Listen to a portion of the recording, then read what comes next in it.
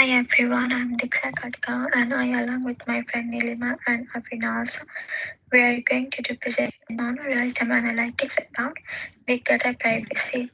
First, a general introduction. Big data privacy involves properly managing of big data in order to minimize risk and protect sensitive data. Since for data privacy can be that data privacy mandates will become more common as organizations store more types of sensitive data in larger amount over longer period of time. They will be under increasing pressure to be transparent about what data they collect and how they analyze and use it, and also why they need to retain it. Second, protections can be that new big data analytic tools will enable organizations to perform deeper analysis of legacy data, discover users for which the data was not originally intended, and combine it with new data sources. Big data analytics tools and solutions can now dig into data sources that were previously unavailable and also identify new relationships hidden in legacy data. Protection strategies.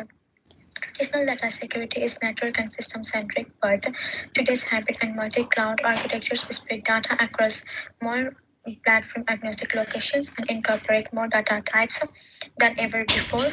Some of the strategies for the data management can be that discover, classify, and understand a wide range of sensitive data, index, inventory, handling data subsets and identities to support data access, rights, and notifications, able to perform continuous risk analysis for sensitive data to understand risk exposure, prioritize available data protection, resources and investments. Um, also, we need automated centralized big data privacy tools that integrate with big data tools like Cloudera, Sentry, Amazon SC, and Haunted Box Ranger to streamline and facilitate the process of managing data access, such as viewing, changing, and adding access policies. The top three big data privacy risks. When big data offers a variety of benefits to organizations, all shapes and sizes, it also comes with several noteworthy privacy risks, which includes data breaches, data brokers, and data discrimination. Data breaches occurs when information is accessed without authorization.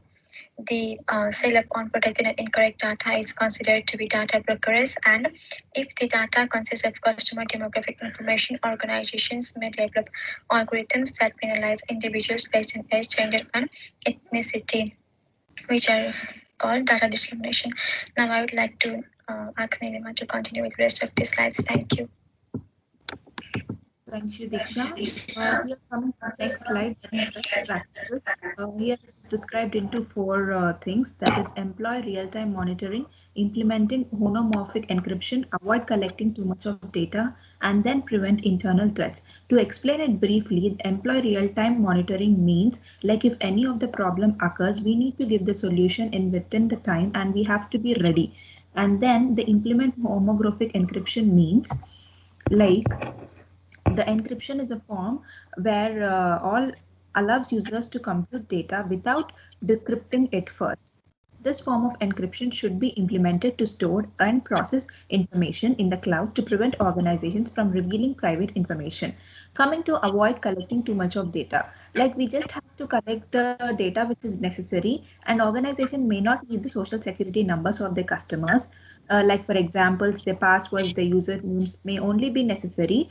Like all the other stuff can be deleted. By this, we can. It is a best practice to do the big data privacy. And then coming to the prevent internal threats, organizations are also exposed to internal privacy threats from angry or simply ununiformed employees where there is no essential to educate them on best practices for ensuring data privacy, like changing passwords and logging of unused computers is also a best practice. Can you please go to the next slide? It is the tools which are used in the big data privacy, that is cloud compatible automation, user friendly design. Cloud compatible is that where we need to choose the tools only where it is compatible with the cloud. Then comes to the user friendly design. The tools which are used in big data privacy are like it has to be easily understandable to the employees and the users as well. Like people cannot waste their time or their organization time in like teaching all the employees. And then coming to the most organizations don't have time to manually protect the data from piracy threats. Therefore, organizations should opt in tool that allows to automate the process. Coming to the next slide, that is privacy requirements in big data. Here it describes about the specification of piracy policies, generation of productive enforcement monitors, integration of the generated monitors into the target analytics platform. Here, the integration of generated monitors, I will explain more in detail, that is into the target analytic platforms. Enforcement techniques proposed for traditional DBMS appear inadequate for the big data context due to strict execution of necessities needed to handle large data volumes, the heterogeneity of the data, and the speed by which we have to be analyzed. Coming to the next slide, please. The continuation of the same thing. Here I would like to explain about new paradigms for privacy conformance testing for the 4 areas of the ETL, that is extract, transform, and load. Pre-HADLOOP process validation, MapReduce process validation, ETL process validation, and report testing reports are another form of questions, conceivably with higher visibility and wider audience. Privacy terms that characterize purpose are fundamental to check that sensitive data is not reported with the exception of the specified users. Then coming to the next slide, that is data generation phase, which is divided into 2 categories, that is access restrictions and falsifying data. Access restriction, if the data owner overthinks that the data may recover sensitive information which is not supposed to share, to refuse to provide such data. If the data owner is giving the data passively, a few measures could be taken. And coming to falsifying data, in some circumstances, it is unrealistic to access a sensitive data. In that case, data can be distorted using certain tools. Lastly, the certain security tools can be used to mask individuals' identity, such as MaskMe. This is especially useful when the data owner needs to give the credit card details amid online shopping. Further, my friend Avinash will continue with the PPT. Thank you. Thanks, Nalima. Hi, sir. This is me, Avinash. So I'm going to talk about the challenges. The various challenges in big data privacy are big data security issues surfacing, protecting transaction logs and data, validation and infiltration of endpoint inputs, securing distributed framework, calculations and other processes, securing and protecting data in real time. So why big data security issues are surfacing? Big data is nothing new to large organizations. However, it's also becoming popular among smaller and medium-sized firms due to the cost reduction, and it provides ease to manage data. So cloud-based storage has facilitated data mining and collection. However, the big data and cloud storage integration has caused a challenge to privacy and security threats. The reason for such breaches may also be that security applications that are designed to store certain amounts of data cannot hold the big volumes of data.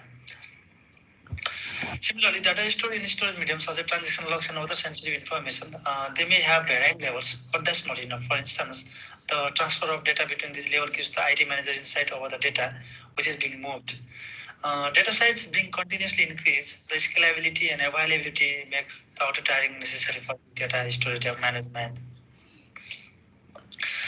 Similarly, validation and filtration of endpoint inputs. Endpoint devices are the main factors for maintaining big data. Storage, processing, and any other necessary tasks are performed with the help of input data. And computational security and related assets in distributed frameworks like MapReduce, function of Hadoop, they mostly lack security protections.